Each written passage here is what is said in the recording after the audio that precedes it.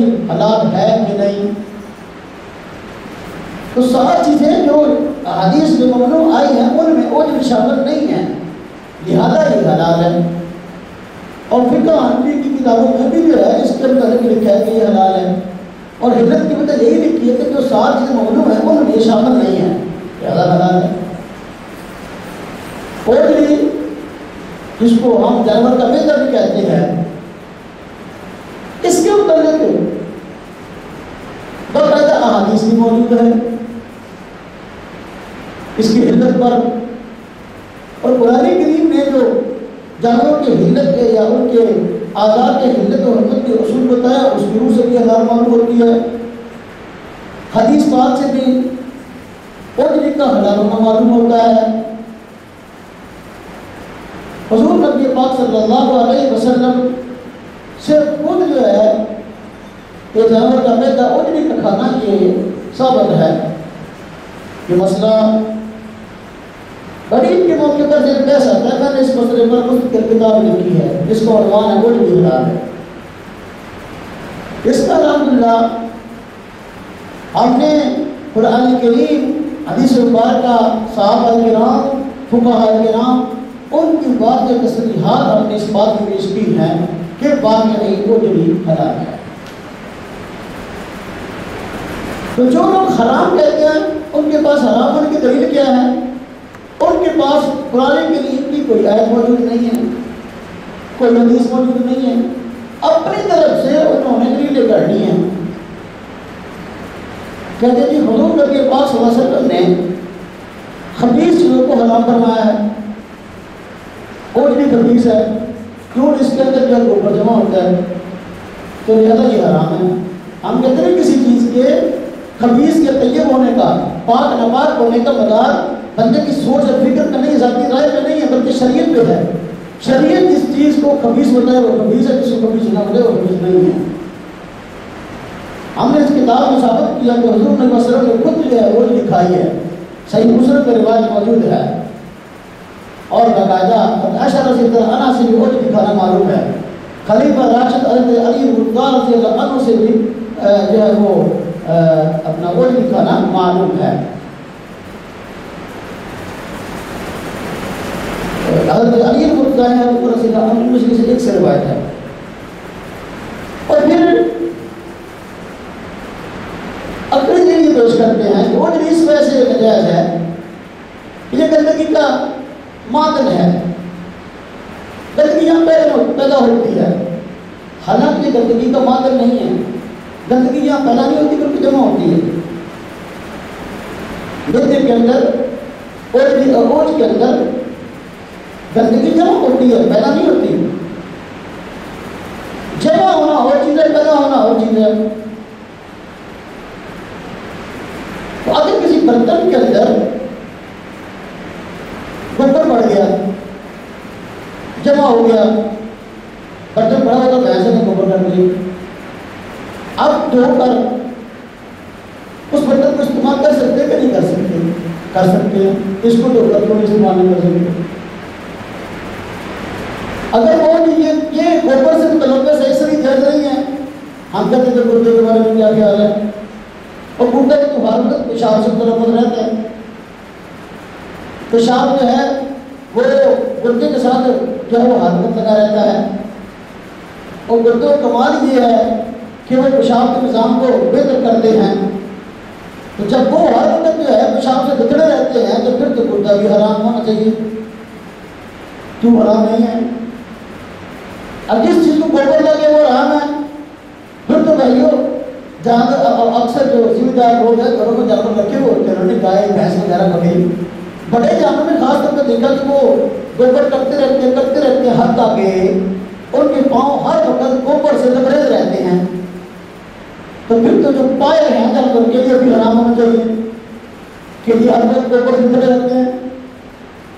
حالانکہ پائے کو تو بڑے شوق سے کھاتے ہو، تو پائے کو شوق سے کھاتے ہو، جہاں آپ کسی پر نہیں ہوتا ہے پائے لینے کے لیے پہنچ جاتے ہیں. مجھے پائے چاہیے، مجھے پائے چاہیے. ہاں جی، میری امی کو بہت پسند ہے، میری ابو کو بہت پسند ہے، تو پائے بڑے شوق سے کھاتے ہیں. حالانکہ لوگ گوبر سے لبرے رہتے ہیں اگر وہ حرام نہیں تو یہ حرام کیسے ہے؟ تو حرمت کے لیے تو آپ قرآن کی آیت پیش پر باس ہے یا حدیث حضور صلی اللہ علیہ وسلم نے حرام فرمایا ہو، ہاں جی، یا جو ہے صحابہ کرام میں کسی نے اس کی بات کی ہو، یا اس سے ہٹ کر جو ہے فقہاء کرام نے اس کو حرام فرمایا ہو، ایسی بات نہیں ہے۔ پھر یہ لوگ جو حضرات اونلی کو مکروہ کہتے ہیں، نجائز کہتے ہیں، حدیث کے اندر بھی گڑبڑ کرنے سے باز نہیں آتے۔ یہ وہ اوسط علامہ طبرانی رحمۃ اللہ علیہ کی مشہور حدیثی کتاب ہے، اس کے اندر باقاعدہ حدیث ابن عمر رضی اللہ تعالیٰ عنہ سے موجود ہے کہ حلال حرام کی 7 چیزیں جو ہے وہ مکروہ ہیں، تو ان میں اور بھی شامل نہیں تھی، لیکن انہوں نے معجم اوسط کا ترجمہ کیا یورپی حضرات نے، وہ ترجمہ کرتے وقت اور بھی کو بھی ساتھ شامل کر دیا۔ اب غدود کو حضور صلی اللہ علیہ وسلم نے ناپسند فرمایا، غدود کا ترجمہ جو ہے وہ اور بھی کر دیا، یعنی خود اپنے آپ کو بدلنے کے لیے تیار نہیں، بلکہ حدیث کی کتابوں کو بدلنے کے لیے تیار ہے۔ سب سے پہلے اونلی کو نجائز کہنے والے مولوی احمد اللہ خان صاحب ہیں، انہوں نے سب سے پہلے اس پر جو ہے رسالہ لکھا اور اس کے تعلق انہوں نے بحث کی۔ ان سے پہلے کسی نے بھی اونلی کو نجائز نہیں کہا، حالانکہ فقہ کی کتابیں بڑی بڑی ہیں، مسائل سے کسی نے بھی اس کو حرام نہیں کہا، کوئی بڑا فقیہ ہو اس نے کہا کہ یہ حرام ہے یا مکروہ ہے، ایسا نہیں ہے۔ میں نے اپنی اس کتاب میں درجنوں شواہد پیش کیے ہیں فقہاء کتاب کرام کی کتب سے کہ وہ بھی حلال ہے۔ اب وقت گزرنے کے ساتھ ساتھ بریلوی علماء بھی اونلی کے حلال ہونے کے قائل ہونے لگے ہیں، چنانچہ کئی فتاوی شائع ہو گئے، اور میں نے بہت سارے فتاوی کو اپنی اس کتاب میں جمع کیا ہے، اور حوالہ جات کے میں نے یہاں لگائے اور کتابوں کے سپین لگائے ہیں۔ تو بریلوی علماء نے بھی اب آہستہ آہستہ اونلی کو حلال کرنا شروع کر دیا، یعنی ان کو یہ بات محسوس ہوگی کہ مولانا عبد خان صاحب کا یہ فتویٰ ہے یہ واقعی قرآن حدیث اور فقہ کے مطابق نہیں ہے، بلکہ خود مولانا عبد خان صاحب کی منسوب کتاب جامع الاحادیث ہے، جامع الاحادیث کے اندر جو حدیث کتاب کی منسوب کی گئی، اس کے اندر بھی طرف 7 چیزوں کو جو ہے وہ اپنا ممنوع اور مکروہ بتایا گیا ہے۔ وہ جدید نام مسلم میں نہیں ہے، جو کہ اپنی کتاب ہے، اور یہ مولانا غلام رسول سعیدی صاحب مشہور بریلوی عالم ہیں، ان کی کتاب نعمت الباری ہے جو کہ صحیح بخاری کی شرح ہے، اس کے اندر باقاعدہ انہوں نے حضور نبی پاک صلی اللہ علیہ وسلم سے اونلی کا کھانا ثابت کیا، نعمت الباری کے اندر، ہاں جی۔ تو میری اپنی کتاب میں اسکینس کا لگایا ہے۔ اسی طرح دوسری ان کی کتاب شرح مسلم ہے، مسلم شریف کی شرح لکھی ہے انہوں نے، اس کے اندر بھی حضور نبی پاک صلی اللہ علیہ وسلم سے انہوں نے اونلی کا کھانا ثابت کیا۔ اور اسی طرح کہ ایک رسالہ ہے بصیر پور سے نکلتا ہے نور الحبیب کے نام سے، اسی کی ذی قعدہ 1435 کا شمارہ ہے، تو صاحب جناب محمد محب اللہ نوری صاحب ان کی سرپرستی میں نکلتا تھا، اس کے قریب بٹالہ نے اونلی کا شرح حکم کے نام سے مضمون چھاپا اور اس کو حلال قرار دیا۔ یہ کئی کتابیں ہیں، السدید سے ماہی السدید کے نام سے رسالہ نکلتا ہے، یہ بریلوی حضرات کا، اس کے قریب بٹالہ انہوں نے اونلی کو حلال لکھا ہے اور اس کے متعلق مضمون چھاپا ہے۔ اور ابھی کچھ عرصہ پہلے یہ رائمنڈ کے بریلوی عالم ہیں مولانا عبدالغفور الولی صاحب، ان کے فتاوی چھپے ہیں، فتاوی عبدالغفور الولی کے نام سے، اس کی پہلی جلد، اس کے اندر بھی باقاعدہ ان سے پوچھا گیا کہ اونلی یہ نجائز ہے، انہوں نے کہا بالکل نہیں، جو ہے جو نجائز ہے دلیل پیش کرو۔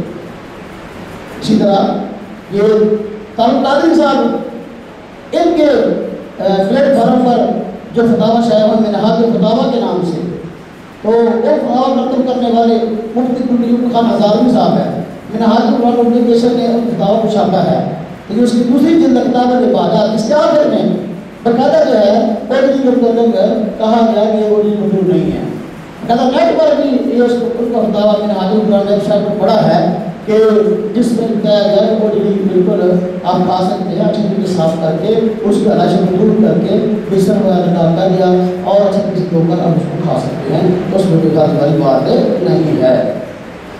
اسی طرح جامعہ نعیمیہ سے ہم نے خود فتویٰ منگوایا۔ جامعہ نعیمیہ لاہور کا ریلوی حضرات کا بڑا مدرسہ ہے، ہم نے خود وہاں سے فتویٰ منگوایا، خود ہمارے پاس بالکل فتویٰ پڑا ہے، یہاں اس کو سفید لگایا ہے، اس کے قریب کا انہوں نے لکھا ہے کہ بھائی کوئی بھی جو ہے یہ مکروہ نہیں ہے، وہ کھا سکتے ہیں۔ اسی طرح یہ عابد عمران انجم مدنی صاحب کی کتاب مسائل قربانی ہے، اس کے اندر بھی باقاعدہ ان کی حضرت کی بات موجود ہے اور جو ممنوع چیزیں ہیں ان کی نشاندہی کی گئی ہے۔ مفتی اکبر مدنی اسی کتاب عید قربان، اس کے اندر بھی باقاعدہ اس نے لسٹ جاری کی ہے، وہ چیزیں جو کہ مکروہ ہیں بتا دیا، بلکہ تم فرما کہ مکروہ نہیں ہے اور بھی اس میں شامل نہیں ہے۔ اور نقشہ نار پاک پر اسماء مبارکہ لکھنا، یہ مفتی دارالعلوم نعیمی صاحب کی کتاب ہے، اس کے اندر بھی باقاعدہ جو ہے وہ کوئی کو جو ہے وہ حالات کہا گیا ہے اور باقاعدہ ہم نے اس کا اسکین لگایا ہے۔ اور ایک کتاب کراچی سے چھپی ہے، یہ مشہور سید احمد علی شاہ صاحبی نقشبندی، ان کی کتاب تذکیر الصالحین متبرکات الصالحین، اس کے اندر انہوں نے باقاعدہ حد کر دی تبدیل کرنے میں، انہوں نے کہا بعد مذہب لوگ جو ہیں عربی کو نجائز کہتے ہیں، حالانکہ وہ بھی حلال۔ تو میرے بھائیوں، میرے دوستوں، میرے عزیزوں، حدت و حرمت میں یہ چیز سامنے رہنی چاہیے۔ قرآن کریم حضور نبی پاک صلی اللہ علیہ وسلم کے فرمان فقہ کے فتاوا جس چیز کے شاہد ہوں مسئلہ حق ہے، تو قرآن کریم میں، احادیث طیبہ میں اور فقہ میں کہیں بھی عربی کو ناجائز یا مکروہ نہیں کہا گیا، اس لیے مکروہ نہیں ہے، اس کو کھا سکتے ہیں۔ ہاں کسی بندے کا جینا چاہے تو نہ کھائے، کتنی حلال چیزیں ایسی ہیں جو ایک بندے کو پسند ہے دوسرے بندے کو نہیں پسند، تو نہیں چل سکتا، نہ کھائے، اس میں کون سی پریشانی والی بات ہے؟ کھانا فرض بھی تو نہیں ہے، لیکن جو کھاتا ہے اس پر فتویٰ بازی نہ کرے۔